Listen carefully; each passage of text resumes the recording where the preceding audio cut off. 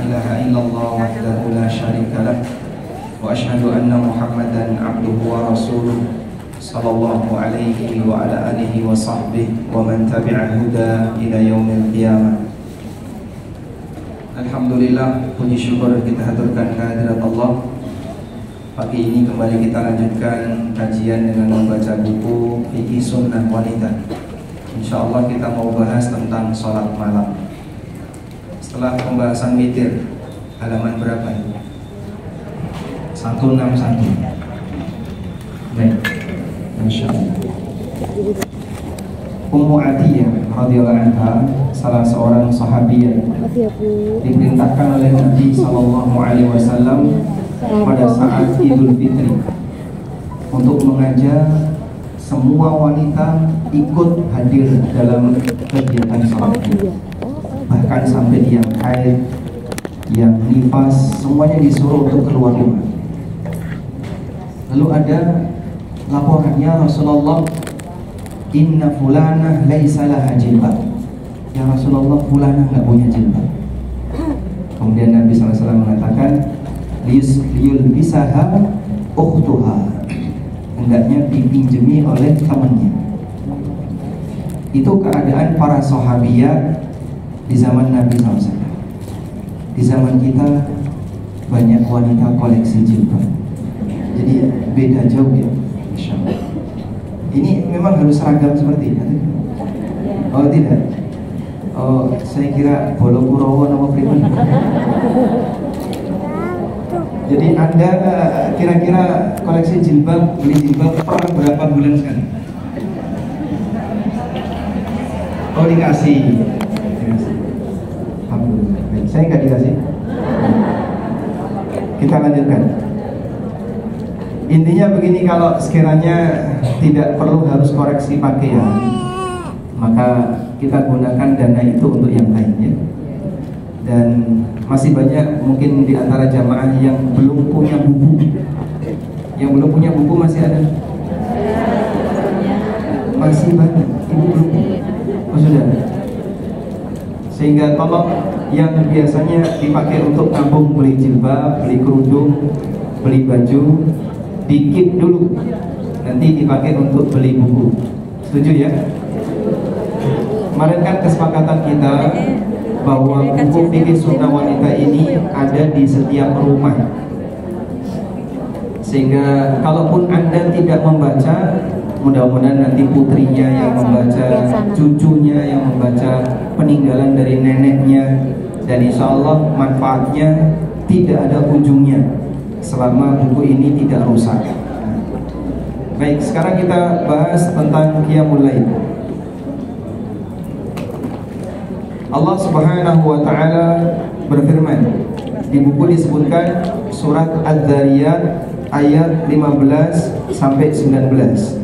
Coba kita buka firman Allah di surat Adz-Dzariyat. Adz-Dzariyat itu surat nomor 51 ayat 15 sampai 19.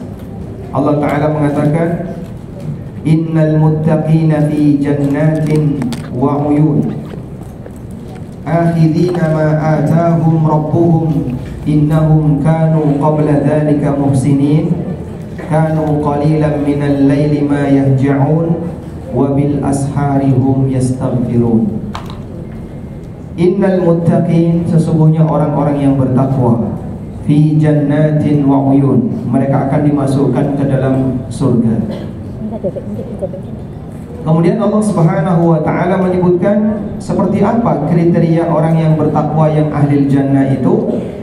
Salah satunya adalah kanu qalilan minal laili ma yahja'un, sedikit sekali di waktu malam mereka yang dipakai untuk tidur. Sedikit sekali waktu malam mereka yang dipakai untuk tidur. Masya Allah. Ini kriteria orang yang bertakwa penduduk surga. Jadi kira-kira kalau kita ditanya, Anda tidur sehari berapa jam? 3 jam. Semalam 3 jam. Sehari semalam 3 jam. Ada yang tidurnya 8 jam? Bayi. Itu gawan bayi belum hilang. Jadi bayi itu kan tidurnya lama ya, sampai gede gawan bayi itu belum hilang, sehingga seringkali kan gelimbang-gelimbung. Kalau scroll HP merem dewe. Ada sebagian misalnya ibu-ibu karena nganggur, nggak ada kegiatan, kegiatannya hanya lebih banyak jadi kaum rebahan, tidur selama 12 jam atau selama 10 jam. Ini kelamaan. Orang-orang yang berprestasi di alam ini tidurnya sedikit, baik yang berprestasi dalam urusan dunia, termasuk juga yang berprestasi dalam masalah agama. Jadi Anda lihat misalnya sekarang, kemarin kita mendengar seperti Zakir Naik. Zakir Naik itu sehari tidurnya rata-rata antara 4 sampai 5 jam. Zakir Naik ya. Dan coba kita berlatih tidur 6 jam. Ngapain saja itu Pak? Sisa waktunya ya tentu saja bukan untuk merumpi, bukan untuk scroll HP, untuk hal yang tidak bermanfaat, tapi untuk sesuatu yang bernilai. Kalau Anda sehari tidur 8 jam, berarti umur Anda hilang sepertiga. Sehari berapa? 24 jam. Kalau sehari dipakai tidur 8 jam, berarti umur kita hilang sepertiga. Dan banyak orang yang rata-rata tidurnya sehari 8 jam, berarti dia membuang umurnya sepertiga. Itu belum dipotong waktu dia masih kecil, yang kadang tidur 12 jam, tidur 10 jam. Bayi itu tidur rata-rata bisa sampai 15 jam, 14 jam ketika baru lahir. Nah, ibunya jangan ikut-ikutan, yang tua jangan ikut-ikutan, tapi Anda lebih produktif. Allah Subhanahu wa taala mengatakan, kanu qalilan minal laili ma yahja'un. Sedikit sekali di waktu malam mereka gunakan untuk tidur. Dipakai apa? Tahajud. Kemudian wabil asharihum yastaghfirun. Dan di waktu sahur mereka banyak istighfar. Wabil asharihum yastaghfirun. Dan di waktu sahur mereka banyak istighfar. Di waktu sahur itu waktu kapan? Sepertiga malam yang terakhir. Kenapa? Karena di waktu itu Allah Subhanahu wa ta'ala turun mendekat kepada hambanya. Dan Allah Subhanahu wa ta'ala menyampaikan, may yastaghfiruni fa'aghfiruni. Siapa yang mohon ampun kepadaku, maka aku akan ampun. Makanya kalau Anda di sepertiga malam terakhir makan sahur, jangan menghabiskan waktunya hanya untuk makan. Gunakan sebagian untuk memperbanyak istighfar. Selanjutnya, Rasulullah sallallahu alaihi wasallam bersabda, "Inna fil jannati ghurafan yura dhahiruha min batiniha wa batinuha min dhahiriha." Sesungguhnya di surga ada ruangan, bagian dalam terlihat dari luar, bagian luar terlihat dari dalam. A'addahu Allah Ta'ala liman at'ama at-ta'am wa alana al-kalam wa adama as-siyam wa shalla bil-laili wan nasu niyam. Ruangan seperti ini, dan sekarang kan banyak orang desain ruangannya dindingnya apa? Kaca. Itu bukti bahwa orang senang yang kayak gini. Di surga ada ruangan, luar kelihatan dari dalam, dalam kelihatan dari luar. Kayak apa itu Pak? Berada di dalam ruangan itu, taman surga kelihatan. Berada di dalam ruangan itu, taman-taman surga kelihatan. Sehingga dia bisa santai di dalam ruangan itu dengan udara yang sangat sejuk. Kanan kirinya indahnya taman surga yang tidak bisa dibandingkan dengan dunia seisinya. Di tempat mana Anda pernah menyaksikan keindahan? Iya Pak Ustadz, saya pernah punya pengalaman. Saya datang ke tempat wisata A, ke tempat wisata B. Itu Masya Allah indah sekali. Nah, saat Anda melihat keindahan di tempat wisata itu, Anda pengen apa? Ya pengennya betah di situ, gak pulang-pulang. Nah, itulah orang ketika berada di tempat yang indah. Berada di tempat yang indah itu, dia pengen tinggal di situ. Andai kan tidak ada kegiatan di daerahnya masing-masing, mungkin dia akan menetap lebih lama di situ. Andai kan gratis, ya pengennya di situ. Tapi suruh bayar ya Pak. Baik, bagaimana dengan surga? Padahal keindahan bumi berikut isinya tidak ada bandingannya dengan, tidak bisa dibandingkan dengan surga. Ibarat seperti langit dan sumur minyak, dalam sekali ya. Perjuangkan ini dengan sabar. A'adahullah liman at'ama ta'am. Allah sediakan bagi orang yang suka bersedekah, memberi makanan kepada orang lain. Wa alanal kalam, kalau bicara dia lemah lembut. Alhamdulillah masyarakat Jogja terlatih untuk ini. Kecuali yang tidak. Wa adamas siyam, dan dia rajin puasa. Wa shalla bil laili wan nasu niyam, dan dia suka qiyamul lail ketika banyak orang sedang tidur. Hadis riwayat Tirmidzi dan Ahmad. Dan qiyamul lail ini kelebihan yang Allah Subhanahu wa taala berikan kepada hamba-hambanya yang saleh. Karena itu Nabi sallallahu alaihi wasallam mengatakan, "Alaikum bi qiyamil lail fa innahu da'us salihin min qablikum." Boleh dicatat? Lakukanlah qiyamul lail karena ini kebiasaan orang saleh sebelum kalian. Lakukanlah qiyamul lail karena ini kebiasaan siapa? Orang saleh sebelum kalian. Hampir semua ulama, orang-orang saleh, siapapun namanya yang Anda tahu, mereka punya kebiasaan qiyamul lail.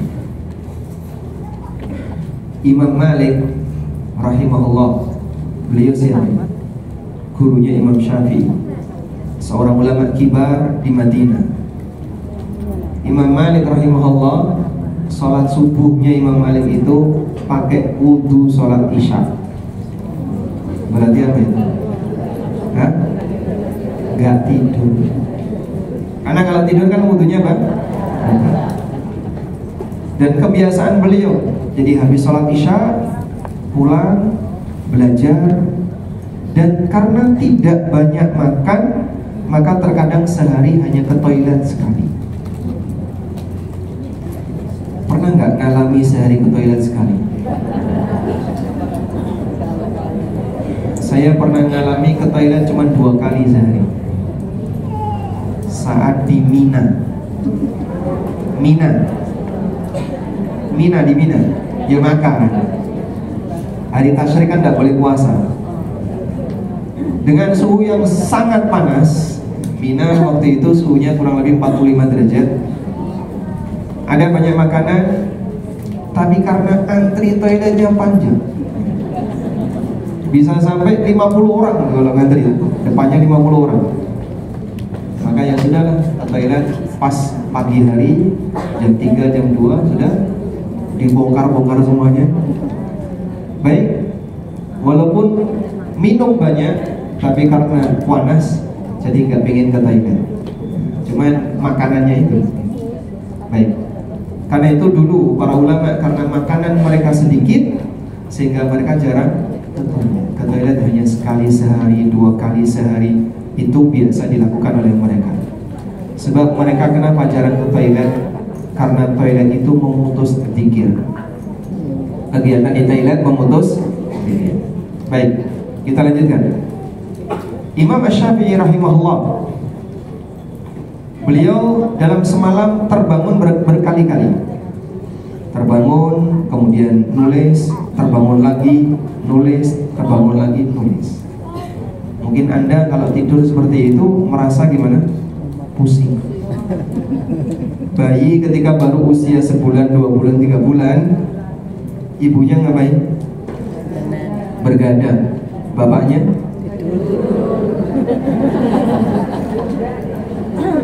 Bapaknya menemani tidur. Ya. Lalu sang ibu ini merasa karena tidurnya gak tenang, dikit-dikit bangun, bayinya nangis, bangun lagi, bayinya nangis. Yang dia rasakan apa? Pusing. Ulama seperti itu sampai 16 kali semalam. Imam Bukhari itu 17 kali bangun tidur selama semalam, 17 kali. Karena mereka berusaha untuk mencatat ilmu, sehingga ketika dapat ilmu di waktu tidur, bangun langsung dicatat. Baik, kita nggak bisa seperti itu ya. Jadi kira-kira semalam tidur berapa jam? 4. Coba diupayakan semalam tidur 5 atau 4 jam. Jadi idealnya kalau bisa tidur itu 6 jam. Jangan lebih dari 6 jam. Sanggup ya? Gak sehat tuh Pak Ustaz. Coba dibuktikan, insya Allah sehat. Tidur sehari 6 jam. Malam mulai tidur jam 9, bangun jam 3. Itu saja sudah 6 jam. Hah? Sudah tiap hari. Kalau Anda tidur jam 10, bangun jam 3, 5 jam. Nanti siang harinya boleh tidur 1 jam atau setengah jam. Baik, insya Allah itu sudah cukup. Kita lanjutkan. Waktu sholat malam. Sholat malam boleh dilakukan kapan saja di malam hari, dari awal, tengah maupun akhir. Rasulullah SAW pernah melakukan sholat malam di semua waktu itu. Jadi kadang beliau qiyamul lail di awal malam, kadang tengah malam, kadang di akhir malam. Jadi waktu sholat malam dari mana? Mulai isya sampai subuh. Tetapi ya, waktu yang paling afdal adalah sepertiga malam yang terakhir, ketika Allah turun ke langit dunia, sebagaimana disebutkan dalam hadis riwayat Bukhari Muslim, "May yad'uni fa astajib lahu, may yas'aluni fa u'tiya, wa may yastaghfiruni fa aghfir lahu." Siapa yang berdoa kepadaku akan aku kabulkan, yang meminta akan aku beri, yang mohon ampun akan aku ampuni. Hadis riwayat Bukhari Muslim. Maka di sepertiga malam yang terakhir kita upayakan banyak berdoa kepada Allah. Kalau lagi nggak sholat Pak, orang haid boleh nggak berdoa? Boleh. Wanita haid boleh berdoa. Selanjutnya, jumlah rakaat sholat malam. Paling sedikit sholat malam dilakukan 1 rakaat. Setelah itu tidak ada batasan maksimal jumlah rakaatnya. Tetapi jumlah yang dianjurkan adalah 11 atau 13. Berdasarkan hadis dari Aisyah radhiyallahu anha, maka Rasulullah sallallahu alaihi wasallam yazidu fi Ramadan wala fi ghairihi ala 11 rak'atan. Rasulullah sallallahu alaihi wasallam tidak pernah melakukan qiyamul lail pada bulan Ramadan maupun di luar bulan Ramadan lebih dari 11 rakaat. Hadis riwayat Bukhari Muslim. Dalam riwayat yang lain beliau mengerjakan 13 rakaat. Jadi mengenai jumlah rakaatnya, pendapat yang kuat boleh lebih dari 11, boleh kurang dari 11, minimal 1. Baik. Sekarang coba kita berikan catatan berikutnya.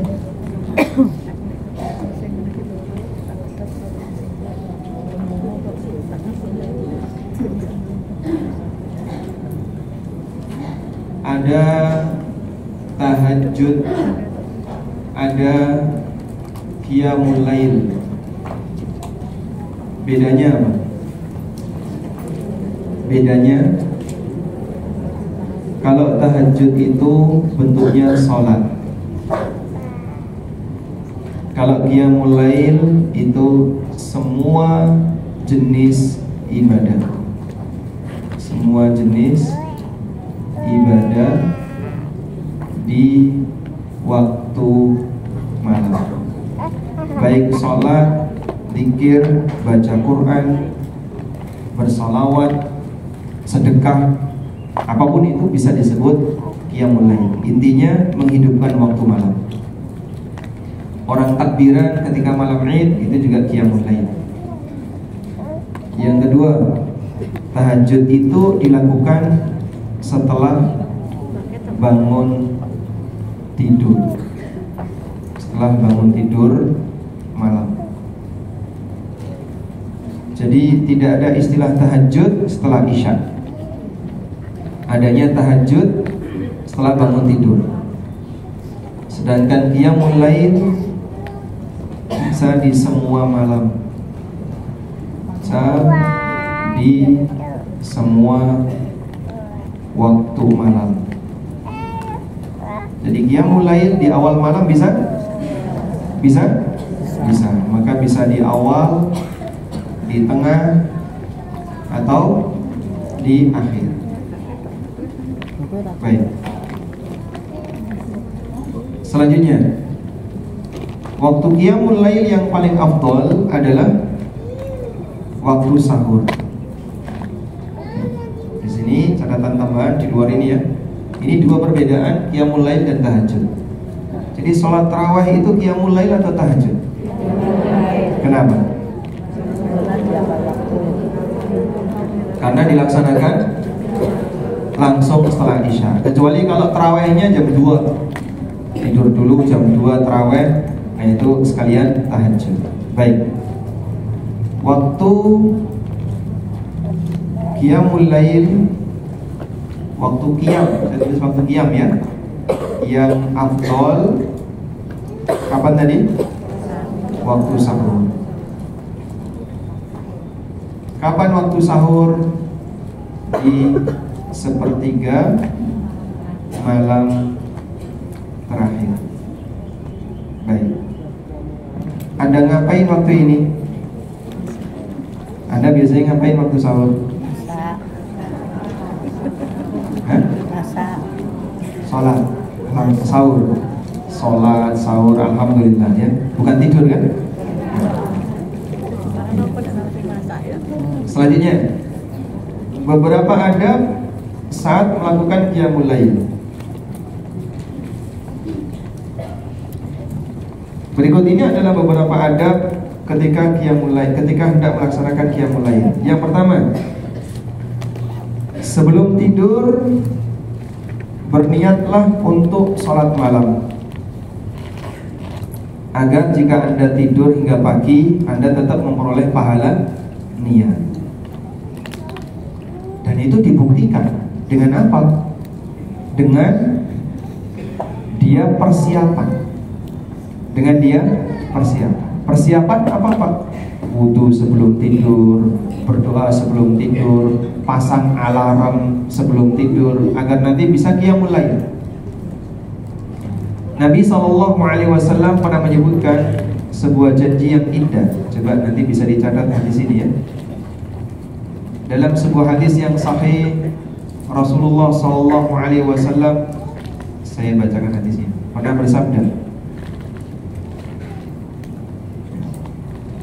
berkaitan dengan orang yang punya niat untuk tahajud. Baik, boleh dicatat hadisnya?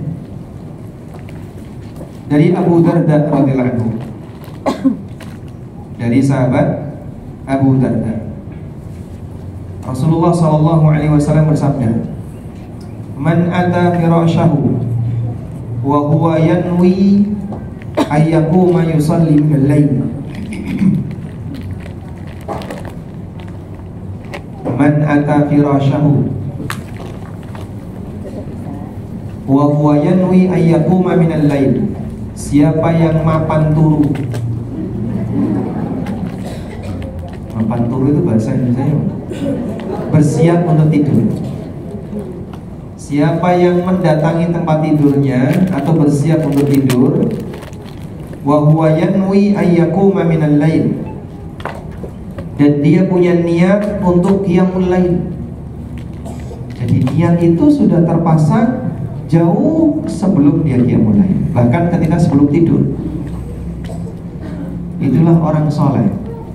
Orang mukmin yang soleh, dia punya beragam niat amal baik. Baik, yang belum haji angkat tangan.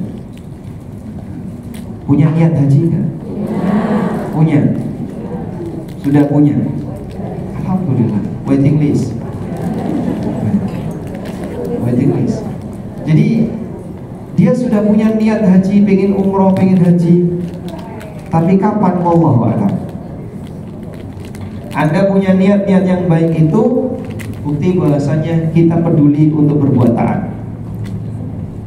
Sehingga misalnya yang sudah daftar kapan akan berangkat, katanya sih antriannya 20 tahun lagi. Nah, ibu sekarang umur berapa? Sudah 50. Kira-kira masih hidup gak besok? Tidak tahu. Kalaupun mati, dalam kondisi belum sempat berangkat dan dia sudah daftar, dia mati dalam penantian. Mati dalam penantian, menantikan amal soleh. Makanya gak usah takut antrinya panjang, buat apa daftar kok? Sudah, duit saya nanti nganggur di situ lama. Daftar saja.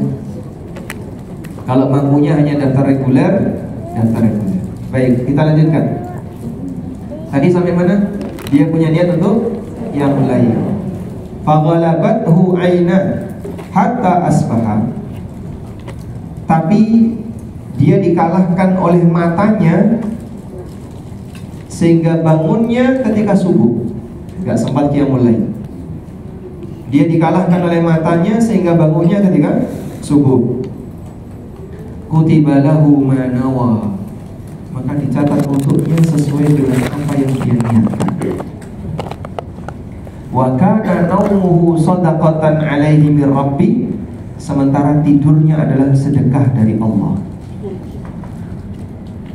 Jadi inilah kemurahan dari Allah Subhanahu wa taala.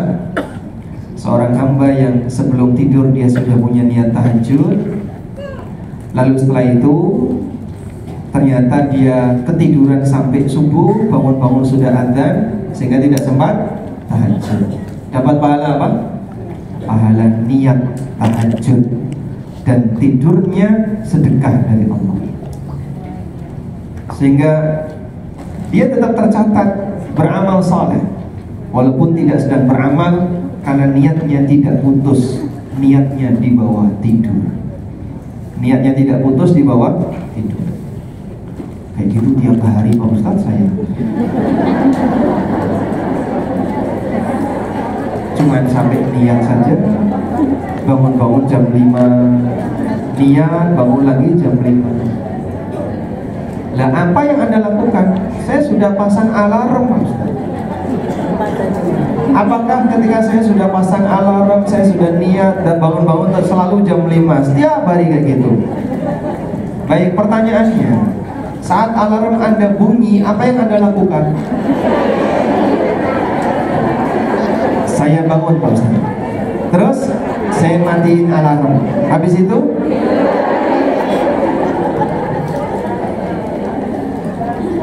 pertanyaannya, saat Anda matikan alarm terus tidur lagi, yang terjadi apa itu? Membatalkan niat. Sehingga hadis ini tidak berlaku untuk dia. Maka dia tidak punya keutamaan mendapatkan pahala tahajud, karena dia sudah batalkan niatnya saat matikan alarm. Jadi kira-kira kalau kita seperti itu, ini kayaknya mengelabui Allah ini. Jadi mempermainkan niat saja. Maka Allah tahu keseriusan dari hati sang hamba. Ini betul sang hamba ini punya niat atau cuman etok-etok gak niat? Sehingga cuman pura-pura pasang alarm, tinggal tidur, alarm nyala, matiin, tidur lagi. Terus seperti itu. Berarti dia gagal dapat pahala tahajud, karena yang bersangkutan membatalkan niat saat dia matikan alarm. Terus gimana kira-kira solusinya? Saya kasih solusi ya. Baik. Solusi yang pertama, kerjasama suami istri, seperti hadis kemarin yang sudah kita baca. Jika ada suami yang qiyamul lail, lalu setelah itu dia bangunkan istrinya, kalau nggak mau bangun dia baik, diciprati dengan air, ayo tangi-tangi. Maka Allah merahmati sang suami atau istri sudah qiyamul lail, lalu bangunin suaminya, dia baik, siram air. Ayo mas, bangun mas, kita qiyamul lail. Maka insya Allah Allah Subhanahu wa ta'ala merahmati keluarga semacam ini. Ini yang pertama, jadi kerjasama. Maka nanti sampai rumah sampaikan, Ustaz pesan kita kerjasama tahajud. Yang kedua, pasang alarm itu jangan satu. HP kan bisa membuat beberapa alarm ya. HP sekarang, misalnya alarm 1, alarm 2. Kalau misalnya kadang kan begini, orang alarm bunyi, dia nyalain HP, lihat kalau jam 3 masih panjang, matikan dia. Merasa masih panjang waktu tidur, dia terus matikan, terus tidur. Nah, nanti Anda pasang alarm yang mepet subuh. Misalnya setengah jam sebelum subuh atau sekian belas menit sebelum subuh. Nah, yang kedua ini ada toleransi. Tadi saya sudah tidur lagi, ini keluar alarm yang kedua, baik bangun dan tidak ada toleransi. Jangan tidur lagi. Kecuali kalau Anda sedang sakit, sedang demam, itu kondisi tertentu. Tapi kalau lagi sehat walafiat, pembiasaan mematikan alarm tidur lagi menghilangkan kesempatan dapat pahala. Baik, kita lanjutkan. Setelah terbangun, Anda sebaiknya menghilangkan rasa kantuk dengan bersiwak, gosok gigi, lalu membaca surat Ali Imran ayat 189 hingga akhir surat. 10 ayat terakhir dari surat Ali Imran. Setelah itu bacalah doa berikut ini. Panjang sekali ya. Saya bacakan. Allahumma lakal hamdu anta nurus samawati wal ard wa man fihin, wa lakal hamdu anta qayyimus samawati wal ard wa man fihin, wa lakal hamdu laka malikus samawati wal ard wa man fihin, wa lakal hamdu anta malikus samawati wa man fihin, wa lakal hamdu antal haqq wa wa'duka al-haqq wa liqa'uka haqqun wa qawluka haqqun wal jannatu haqqun wan naru haqqun wan nabiyyuna haqqun wa Muhammadun sallallahu alaihi wasallam haqqun was sa'atu haqqun. Panjangnya. Gak hafal Pak Ustaz? Ya begitu kamu tidur buka buku. Buka Al-Qur'an surat Ali Imran ayat 189. Dan kemudian buka buku ini, Anda boleh baca. Nanti ketika pembiasaan, insya Allah lama-lama hafal. Baik. Jadi kita tuliskan aja di sini. Tips untuk bisa tahajud. Tips untuk tahajud. Kelihatan nggak? Enggak. Yang sana nggak kelihatan. Caranya gimana ya? Bisa. Ini.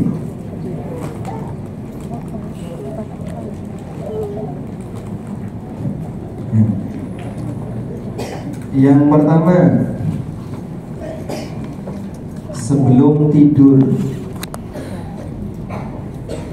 ada banyak amalan yang disyariatkan sebelum tidur. A. Baca 2 ayat terakhir dari Al-Baqarah. Sudah hafal insyaallah? Amanar rasulu bima unzila ilaihi mir rabbihi wal mu'minun sampai akhir dari surat Al-Baqarah. Dan kalau nggak hafal Pak Ustaz, buka mushaf.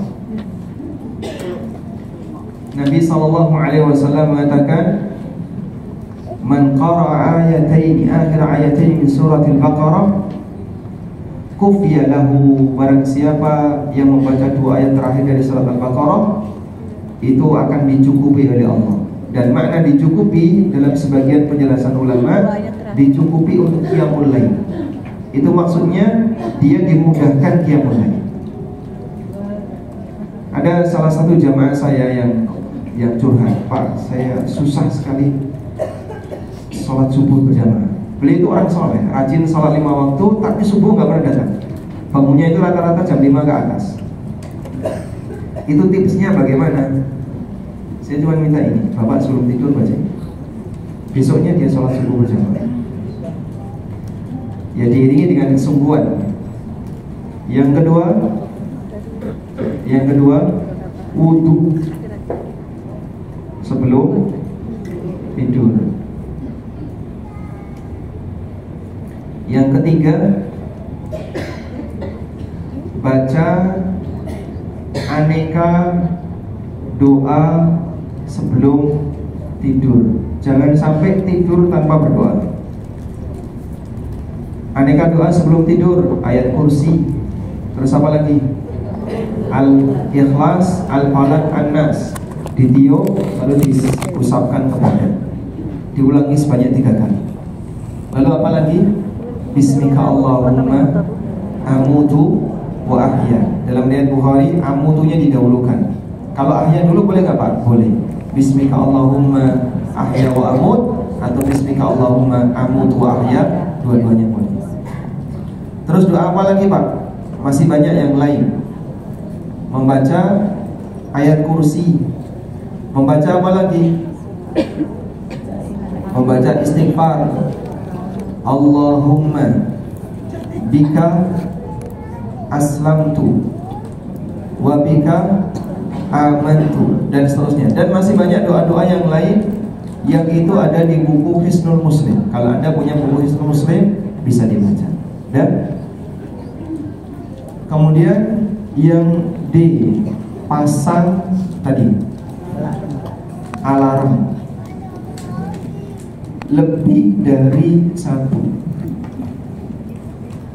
Mungkin sebagai latihan, ada alarm jauh, ada alarm dekat, berlapis ya. Kalau ada 2 HP, alarm dekat, dekat Anda tidur. Alarm jauh taruh di dapur.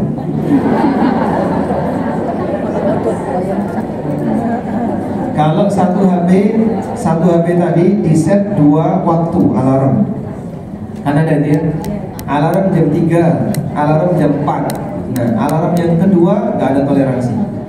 Alarm pertama nyala, mungkin Anda akan semangat mematikan sebagaimana biasanya.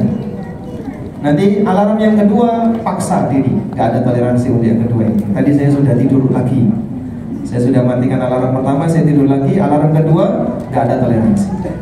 Nah, insya Allah kalau sudah ada alarm lebih dari 1, ini Anda tidak ada alasan lagi untuk tidur. Selanjutnya, yang kedua, saat bangun tidur. Setelah mematikan alarm, kegiatan yang dilakukan adalah segera berdoa. Jangan tunda berdoa. Segera berdoa. Dan lalu ubah posisi duduk. Ubah posisi ke posisi duduk. Jangan coba-coba ngangkat selimut. Makanya suruh ubah posisi. Ya tentu saja maksudnya bukan malah nyari posisi turu sing kepenak, toto bantal, nari selimut. Ya wassalam. Sehingga Anda ubah posisi untuk bisa lebih cepat bangun, duduk. Sudah? Karena biasanya cuma ubah posisi gelimbung kanan, miring kiri, ya sama saja. Ubah posisi duduk. Yang ketiga, ucek-ucek mata. Saya tulis ini sunnah. Nabi SAW melakukannya.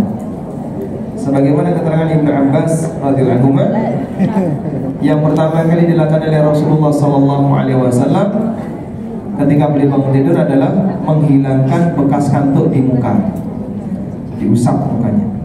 Ya mungkin bahasa kita ucek-ucek mata, nampar-nampar pipi nggak boleh ya, nggak boleh. Cukup ucek-ucek mata. Dan itu untuk menghilangkan bekas kantuk. Yang keempat, ke toilet segera.